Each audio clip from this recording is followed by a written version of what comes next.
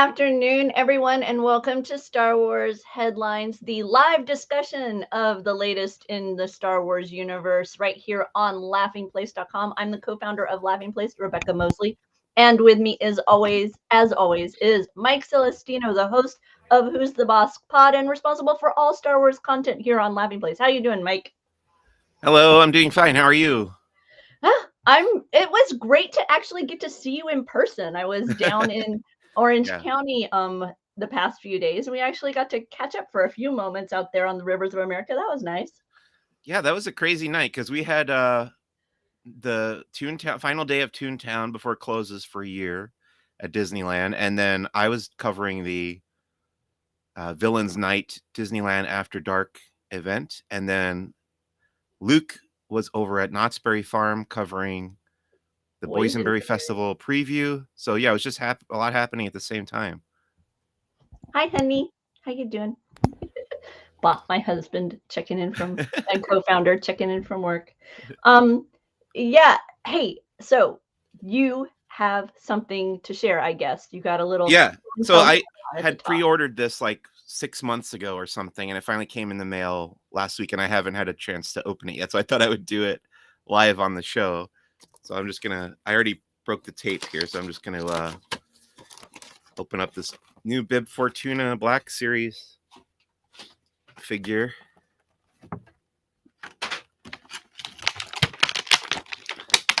There he is. In the packaging, I noticed he has a lot of these blue highlights on his face, which is very odd to me because I don't remember him having so much blue. I don't know if you can see it that well, but that's amazing. But it's a really nice sculpt. Really like the details on the. I remember when you showed me a picture of him. I made the joke that he's like a flamingo, only instead of eating the pink shrimp, he's eating too many of those blue shrimp. So right. It's impacted his coloration. Yes, and his accessories are little. I guess these are like cups, or I'm actually not sure what these are supposed to be. Wow. Yeah, I think they're cups. I don't know. Is he famous for room, Mike? You're gonna need a bigger house. Yeah. For all your stuff. Well, while I was over at Disneyland Resort, I was tweeting for Laughing Place. Dude, my camera just decided to go all blurry. And here, let me. And while I was tweeting, this little note popped up in my Twitter feed, and I got so excited, knowing it was the Disney Shareholder Day. I knew that we were in for an exciting day of Star Wars news, and it certainly was. The Obi Wan Kenobi teaser trailer arrived, and Mike, you were able to do kind of a full blown synopsis of it. I think you grabbed what 26 or 27. Oh, I thought it was like 45 or something. Was it? Okay. Yeah. Okay. So even more than I thought. Okay. Yeah. Which is actually not that many. I remember there have been trailers I've done that had like close to 100 shots. So yeah, this is more of like a teaser type thing. I'm going to take my camera off, Mike. I'll be right here, but I'm going to take my camera off for a moment while I try and figure out how to get it to not be so blurry. Okay. So yeah, if you go to laughingplace.com and just search for the Obi-Wan Kenobi trailer, I did like a shot-by-shot breakdown, just kind of going through and seeing what I could see based on what they released and what I thought was going on in each image. There weren't too many big surprises. I thought it was cool seeing, young Luke, which I think it was rumored that we would get young Luke, but not 100% confirmed. So that was a big thing coming out of the trailer. And then people are making a big deal about the way that the Grand Inquisitor looks, because we have seen this character before in Star Wars Rebels, and his face, the shape of his face doesn't quite match. There he is. No, he was more like more like elongated. Yeah. When we had previously seen him in Rebels, and here he's kind of almost, to me, if Lobot is what comes to my mind when I see this. Is that a thing? Am I like? Yeah, because he's got the same kind of things on his ears that Lobot kind of does. But he is of the Pauan species from Utapau. And we've seen them in live action before in Revenge of Sith. So people were comparing it to that. And, why doesn't he have the same head shape as that guy or whatever? And I can see the complaints, but at the same time, like, there's different restrictions with live action, especially with a character that's going to be heavily featured like this. They may have wanted kept the makeup a little simpler. Oh, that would be my guess. Overall, did the trailer get you more excited, Mike? Yeah, I would say I was more excited by the trailer than I was expecting to be. Some good action shots in there and a lot of fun locations and things like that. Yeah, I don't know. I'm pretty psyched for this show. I think it's going to be pretty good. I have to say that the overall impression I got was very good as well. I'm excited by the kind of the different setting, because initially I think we were all wondering, would we get off Tatooine? We've spent quite a bit of time on Tatooine with Book of Boba Fett. And now with these images, it's clear that we're going to be journeying to other planets. This is a new character being introduced in the Obi-Wan Kenobi series, right, Mike?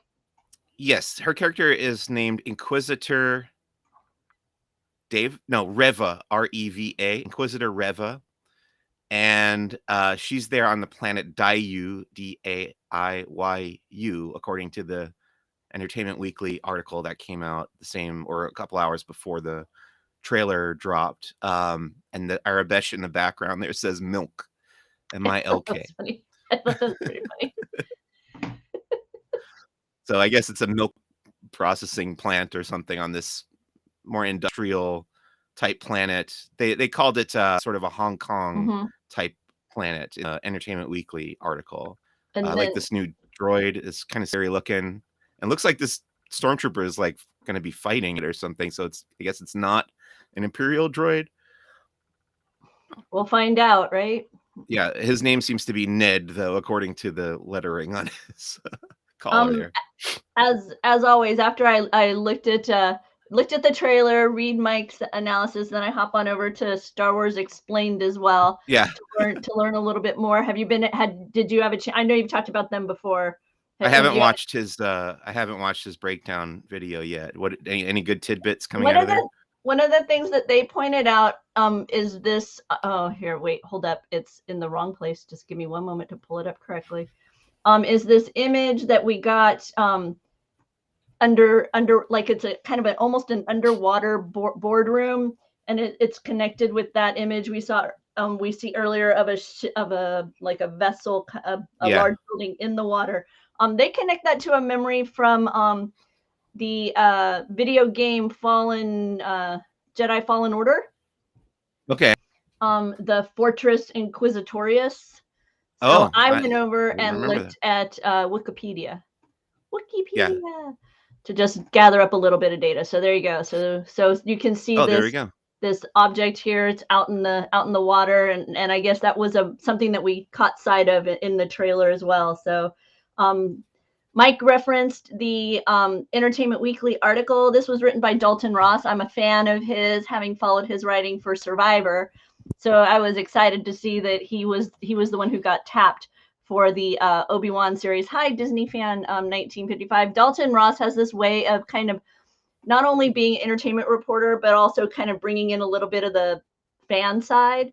So throughout his piece, he drops a few phrases here and there, talks about midichlorian counts and various just other kind of fun inside the fandom phrases that, like I say, makes Dalton Ross a fun read over there at Entertainment Weekly. And he seems to be the major writer on their Obi-Wan Insider look. They also gave us a lot of new images as well. So yeah, I'm have to say I'm more excited than I was before this teaser dropped, and I'm looking forward to a full trailer. You know what I'm really curious about, coming out of this trailer is what the relationship is going to be between Owen, Lars, and Obi-Wan, because obviously they know each other. They've met. Obi-Wan handed off the baby Luke to him in Revenge of the Sith and everything. And it seems like, based on what we see in the trailer, it seems like Owen is not quite defending Obi-Wan, but refusing to give up the information that he knows Obi-Wan, or that Obi-Wan is still on the planet, or whatever, or he's ever been to the planet. But yeah, it's going to be like, I think they have probably an interesting relationship between the two of them, because I don't think Owen likes Obi-Wan much, but he's still on the side of the good. He's still not gonna give him up to the Inquisitors. No, I'm with you. I'm excited to see more of kind of what it was like to raise, to have Luke under your roof, as it were. Because up until I would say I had the feeling that he viewed Anakin more of as like kind of a deadbeat dad, right? In a way, it was almost like, yeah, we've got this Luke guy because his father's a deadbeat, but now maybe that's gonna be shaped a little differently, moving forward, as we see with this moment here where he's kind of nose to nose with an Inquisitor. So Right, and Joel Edgerton is such a good actor, so it's kind of almost an accident that he got cast in that role, because he was cast 20 years ago, I think, in Attack of the Clones, and it was before he was well known, and now he's a much more well known actor, much more respected actor. So it's kind of an accident that and he's brought back. He's willing to come back and play the role again, and I'm excited to see what he does with it, for sure. And in the Entertainment Weekly, we got a little bit of a peek at Darth Vader stepping out of a meditation chamber. So obviously there has been a lot of talk about the return of Hayden Christensen and the link up. We'll see, him and Ian McGregor on screen, even though small screen, together again. What are your thoughts? What are your expectations, Mike? I really am curious to know what Hayden Christensen's role is going to be in this show. Like, is he actually in the Darth Vader suit? Does he have the right body structure for that even? I mean, I guess he was he in the suit at the end of Revenge of the Sith? And then are we going to see his face, Hayden's face, like in Vader, either in the scarred Vader form or in flashback or whatever? Very curious about that. And then I'm still a little conflicted about the whole promise that Obi-Wan and Vader are going to fight again, because to me, the line at the beginning, or in the middle of the first Star Wars movie, A New Hope, Episode 4, when Vader says, I felt something, I feel something, presence I've not felt since whatever. And then when I left, I was but a learner, and then now I am the master, that kind of thing. Like, it seems like it's been a long time since they've met each other in that movie. So will it make sense to have them have this other encounter between episodes 3 and 4? I don't know. We'll find out. Do you suppose we'll see other classic characters? Obviously, Aunt Beru is also in the show, but besides those three, also played by Bonnie P.S., who was in the prequels as that character. So that's good to get that continuity. Who else is going to show up that we know of? I don't know. Well, I don't think we know of any. I know there's some speculation that we might get some kind of force ghosts, for I don't know what I guess that's the term for them, when Yoda, when Yoda type characters appear in that ethereal form. I know there's been some hope that maybe perhaps some of Kenobi's mentors may appear. Liam Neeson has come back as Qui-Gon Jinn in the Clone Wars animated series.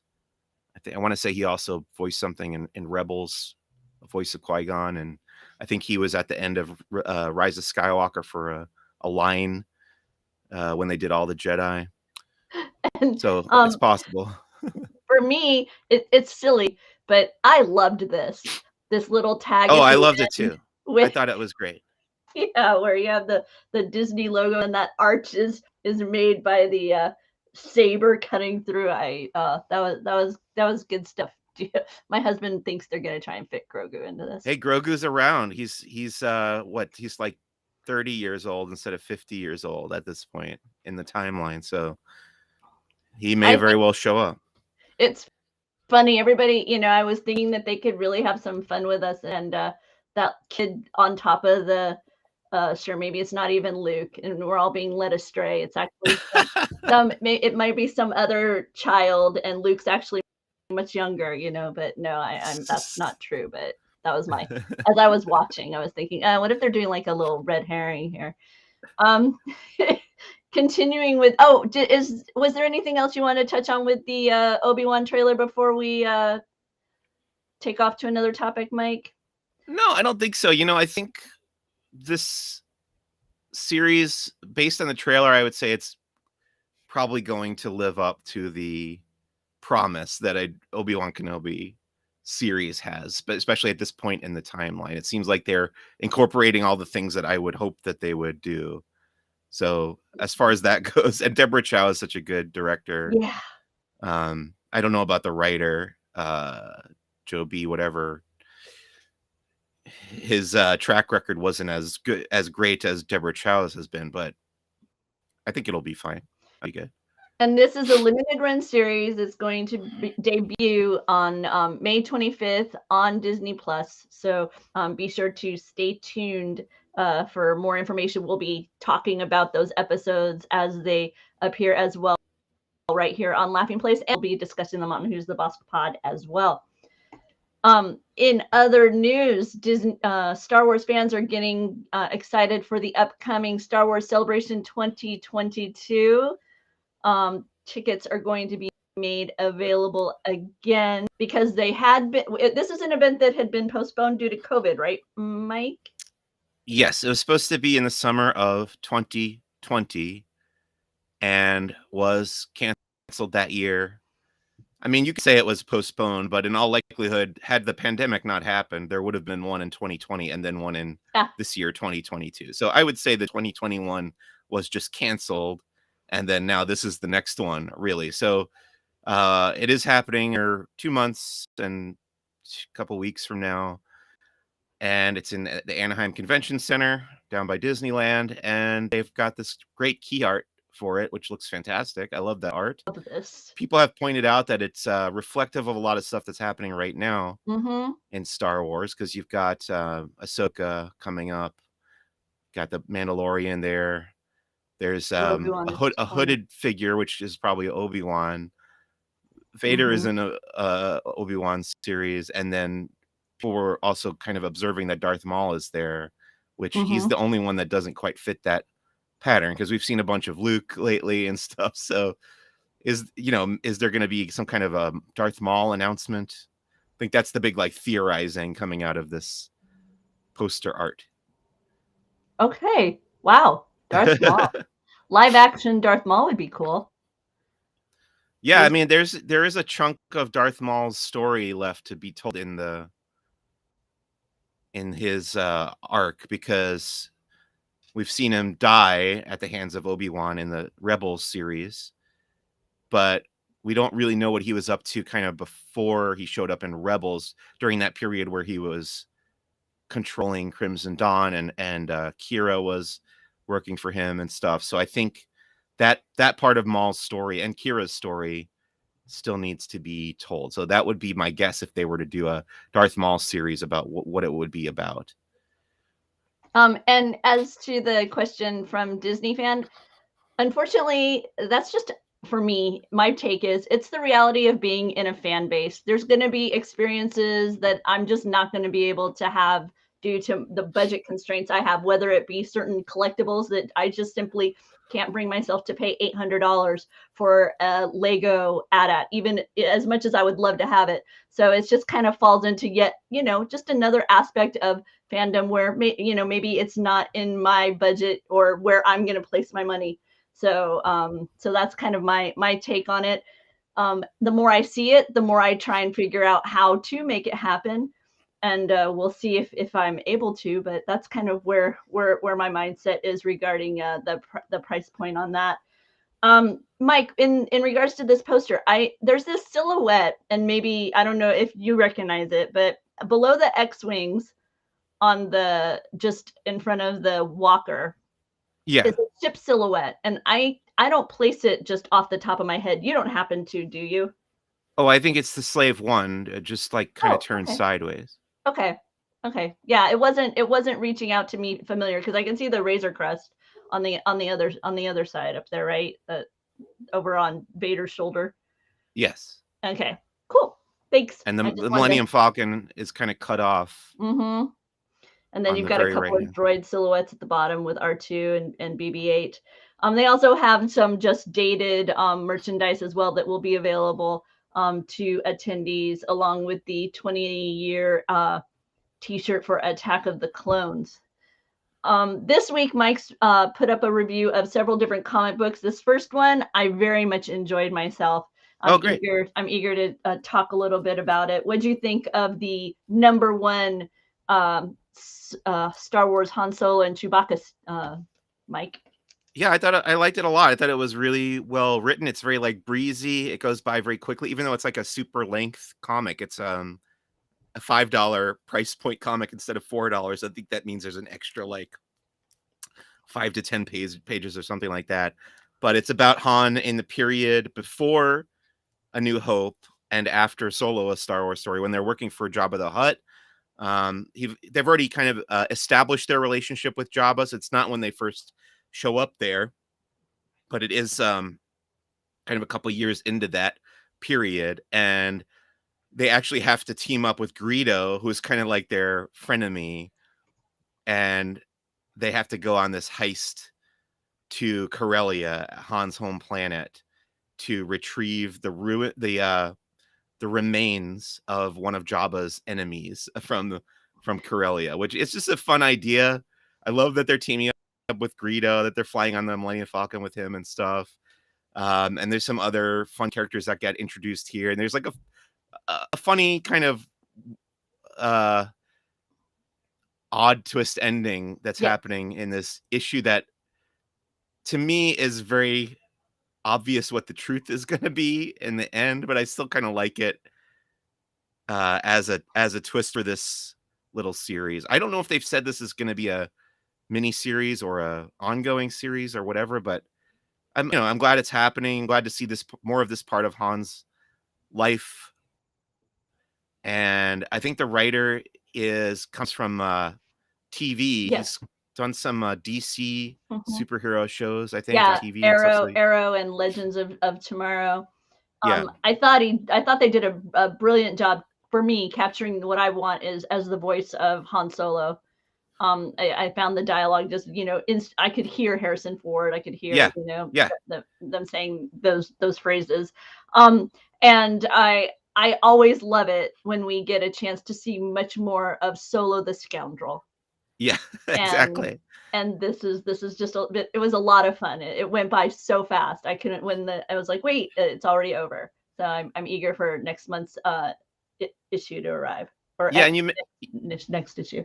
Yeah, you mentioned Harrison Ford, and they definitely do depict the character looking more like Harrison Ford than Alden Ehrenreich, but at the same time, like Solo is definitely like referenced. The events of Solo, Mhm. the White Worms, the Yes, little like street urchin gang that they're part of at the beginning of that movie are referenced, and his Corellian love. Lady Proxima is mentioned. Yeah, and they bring up Kira. There's like a little bit of a flashback. So it's definitely Solo is definitely part of the DNA of this. Solo, a Star Wars story, is part of the DNA of this comic, even though the drawings look more like Harrison Ford than Alden. I was kind of curious when this was coming out if they were going to try to like like morph those two faces together Right? and have like halfway between Alden and Harrison, but they did There just you go go. with more of like a Harrison Ford. Yeah. There's some of the illustrations for you, so you can decide for yourself if you Yeah. feel you see more Aiden Oh yeah, or and Bib Fortuna shows up. There he is. yeah, there he is. A little bit of Bib as well. So they had dropped a lot of those phrases that you enjoy, like not quite swear words, but Oh yes, within the universe. that's what I was gonna say too. I think I mentioned it in my review, but the writer was very about incorporating some of the slang from the Mandalorian verse or whatever. There's that phrase that Boba Fett and I think Cad Bane used it in Book of Boba Fett, and Boba Fett used it in the Mandalorian. It was like, well, isn't that the Quacta calling the Stifling slimy? So that phrase is in this Han Solo comics. I like that this guy Guggenheim is paying attention to that kind of thing and trying to work in those little, there's like most good Star Wars these days, there's little references to all over through the whole Star Wars timeline. Yeah. And oh, hi, Mike. Barnum. Hello, Glad Mike you could join Farnham. us. Let's see, Mike, what's the next comic you dealt with? It is issue number 3 of Crimson Reign. Yeah, this is the current kind of crossover miniseries that's happening in the Marvel comics, except set between the events of Empire Strikes Back and Return of the Jedi. And I've kind of figured out the MO of how they're going about this comic miniseries, because it's about Crimson Dawn, the criminal organization run by Kira during that time period. But the way they're doing the issues is each issue is going to be focused on a different member of her little gang.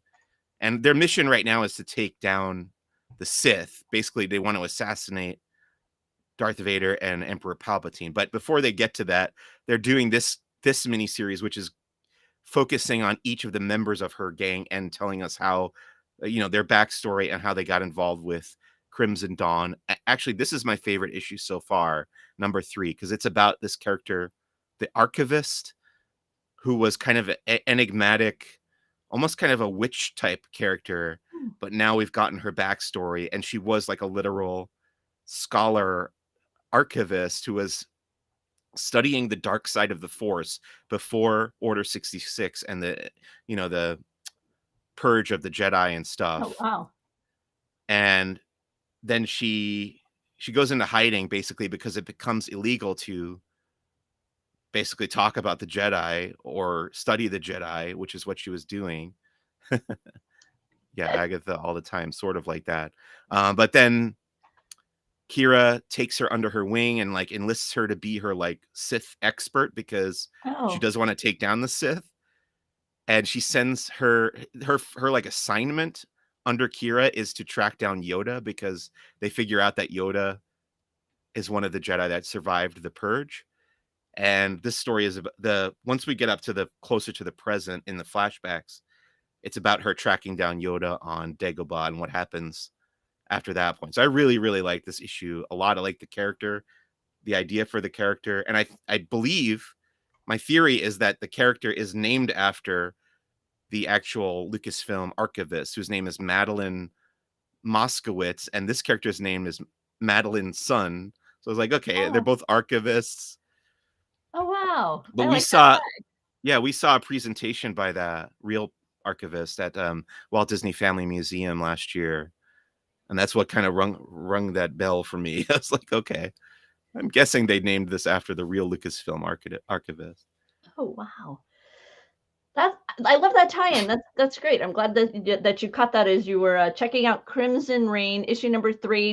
Is this a specific designated length series, Mike, or is this one's so this is the middle series in a trilogy of 3 series about Kira that Charles Soule is writing. The first one was called the first one was the War of the Bounty Hunters, which was last year's big crossover event, and we didn't know that was going to be about Kira at all when it started. It was a big surprise that Kira was involved in any way, and it ended up being really the reintroduction of Kira into the Star Wars canon. And then everybody theorized that she was going to show up in the Book of Boba Fett and everything, and that never panned out. But we did get the second series is Crimson Reign. That's going to be 5 issues. Okay. So that'll be over, I think, in May, and then in June the 3rd series of this trilogy starts, and that's called Star Wars: The Hidden Empire. And I think that's going to be the big conclusion of this Kira arc between Empire and Jedi. Okay, so stay tuned for more on Star Wars comics. Over in the world of Disney parks, the Galactic Starcruiser has been making voyages over the past few weeks. You may know that it is created by, is it Shug Drebor? I think so. I don't think we've Yeah, heard it spoken out loud, so it could be, yeah. he's a similar species to the adorable Babu Frick, right, Yes, he's an Mike? Anzellan. And so because of that, they want to make sure that you know a little bit of Anzellan should you be visiting the Galactic Starcruiser. So have you been working on your Anzellan, Mike?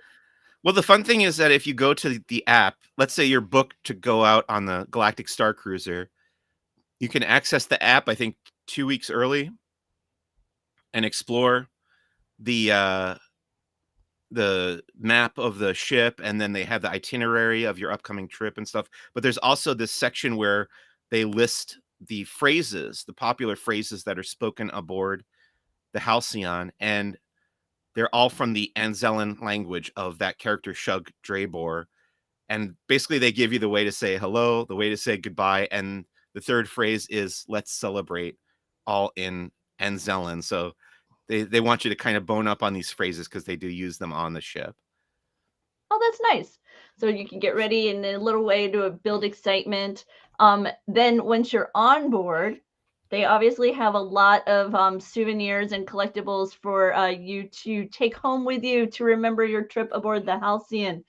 And many of these items are beginning to appear on Shop Disney, but they are exclusively for those who have booked trips. Oh, It's available for you to purchase. I think it's up to 30 days after your cruise. So you can purchase it beforehand. They recommend 2 weeks beforehand if you're wanting items for your cruise. But if you're on board the Halcyon and you realize that there are more items than perhaps your luggage can take home, you can order them from Shop Disney. And the reason why I say that is because if you order it on board ship, I say on board ship, like, but like I'm in the universe, but if you order it there on site, there's shipping fees, but Disney often is running free shipping, or if you purchase this much merchandise, you get free shipping. So be sure to check it out over at Shop Disney if you're thinking about it, because you might find that you can save yourself some shipping costs. But have you taken a peek at any of this merchandise? I know you saw some when you were on board. well, actually, I wanted to point out, and Mike Farnham pointed out in the chat, that this is actually not stuff that you can get on the ship. So What? there's a Ah, second gift shop when you're leaving the yes. Galactic Starcruiser Okay. that you go through on your Yes. way out. Yes. That You're right. basically the stuff that has Star Wars Galactic Starcruiser text or logo is not available on the Halcyon because all that stuff is in universe, like Yes. Chandrilla Starline and Halcyon stuff. So this is the You're right. post-voyage merch. Yeah. Which for me Yeah. mentally is in the same place, but yeah, no, yeah, to keep it in story, totally. This Yeah. is merchandise that is not available while you're on board the Halcyon, but it also is not but it is available while you are on site at the Yes. Galactic Starcruiser location.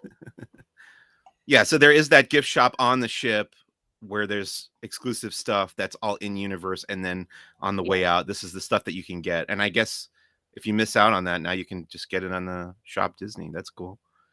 Yeah, there's a lot of and these are items that you are of a more tourist nature, not like Mike says, not in universe, as if you sailed aboard the Halcyon. Right. Those are more like Chandrila collection items and items of that nature. So yeah, thank you for pointing out the difference there, Mike Farnham and Celestino. So we've got a lot of Star Wars. I like, this is the one that caught my eye, was this Galactic Starcruiser water bottle. So once again, those are still Galactic Starcruiser merchandise, only available to people who have reservations aboard ship. And however, you can order them through Shop Disney.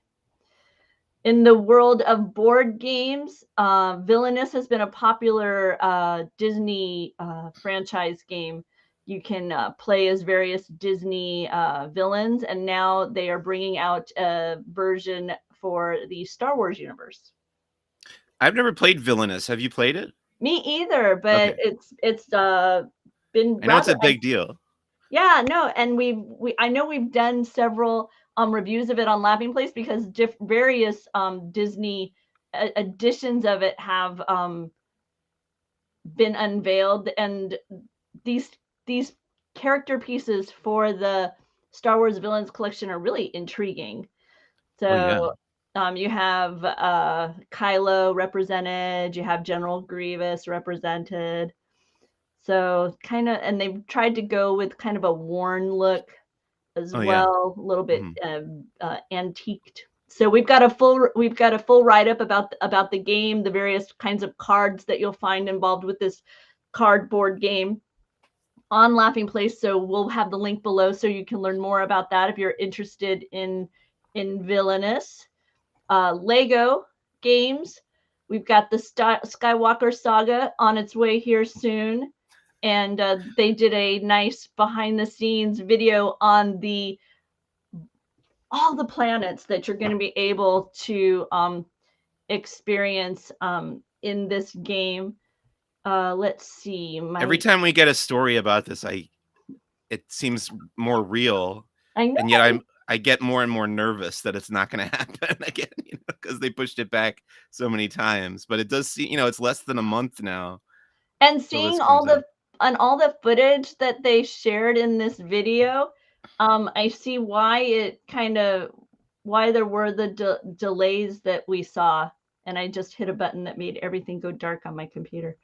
Um, but I mean, I can't imagine the depth of complexity with this kind of game. You're going to be able to visit Endor and Naboo. They showed Amidala like walking along the castle, and you can see like the sun, and it's reflecting on the water. I mean, just really gorgeous imagery. And then they also showed you're going to have a lot of like side missions in not just the large overarching mission of whatever it is with the Skywalker saga, but there also going to be all these little missions along the way where you're trying to capture kyber crystals.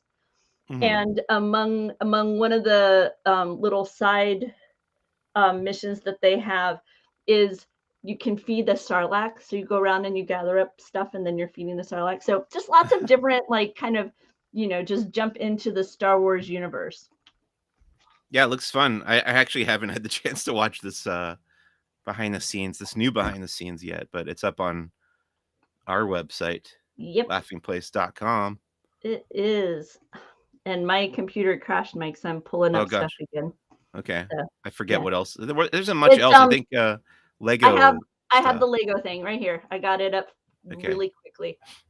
So I'll let you talk about it while I pull up the last remaining item. Actually, I'll just talk about the other remaining item on our list, and that is along with that Skywalker saga. There's going to be various character packs, and they're going to have for like each of the various films, along with some of the Disney Plus series. You're going to be able to get character packs to go along with the series. I was a little confused by that because there's a Mandalorian DLC for that game, which makes sense. Okay, Mm-hmm. that's not part of the Skywalker saga, so it makes sense that it would be this extra thing. But then it listed one of the other character packs as like Luke and Leia and Vader. I was like, well, these are characters in the Skywalker saga, literally the main characters.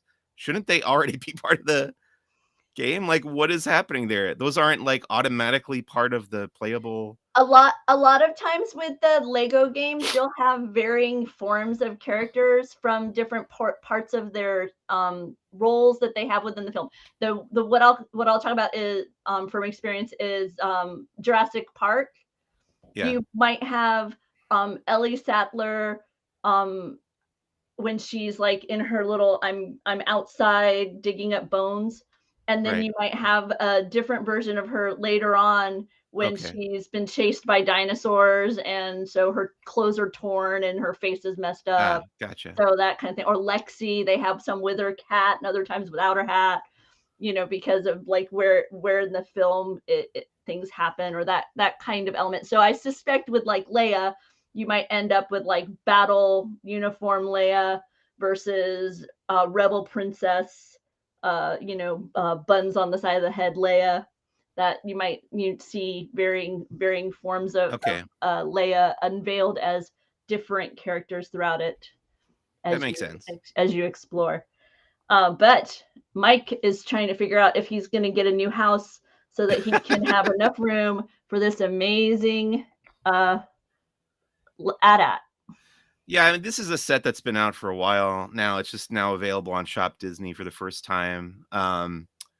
And it is like a $800 set, which I already, I have the big Millennium Falcon Ultimate Collector Series behind me. You can't see it. It's covered by other stuff. But this is of a similar... Oh, I think I just lost Mike's audio. I don't know if you guys did, but I lost Mike's audio. Let me see. Okay, there you are.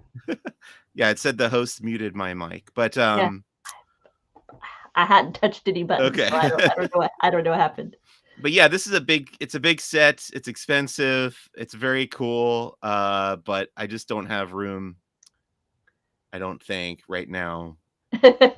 How about is this one more manageable? Yeah, this is on my wish list for sure. This is the Dark Trooper attack from The Mandalorian. So it's got Luke Skywalker and 3 Dark Troopers from the season 2 finale of The Mandalorian. On that part of the ship is supposed to represent Moff Gideon's light cruiser from The Mandalorian. And it's a nice little diorama, and you get some cool minifigures there. Obviously, people have Luke Skywalker minifigures already, but those Dark Troopers are pretty sweet. And I have one that came with the bigger Moff Gideon light cruiser set.